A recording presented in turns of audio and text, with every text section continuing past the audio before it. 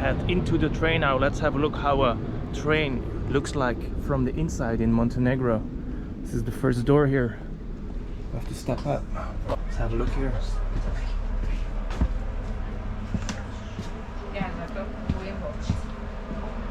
Oh, we have all these individual cabins. This one's free. Let's take this one. Ooh.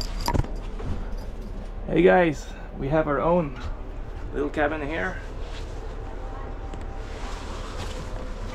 Let's put our bags down because it's sweating. We can take a seat. I don't know what's that. Someone forgot this, or is it like a little sheet in case it gets colder? Wow, we're not going to see much through these windows here.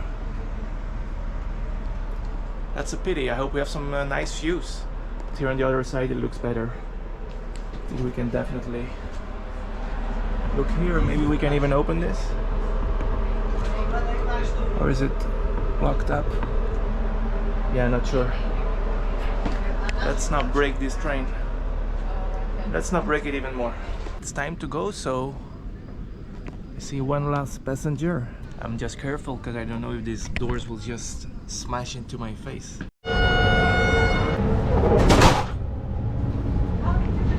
And we're off, guys. Apparently the conductor has to close the doors manually. We have a few open windows here. Wow.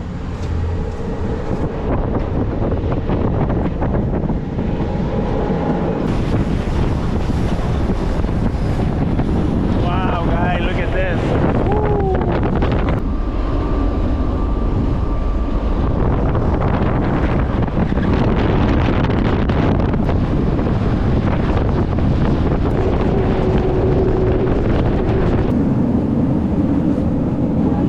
Officially it's not allowed to smoke here, but even the train conductor is smoking now.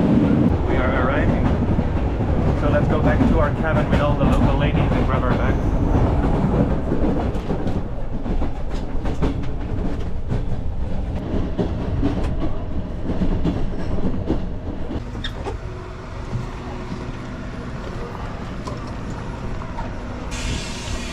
Okay guys, welcome to Podgorica, capital of Montenegro. We just arrived after a train ride of about 1 hour from Bar, and this is how the train station looks. People are still getting off.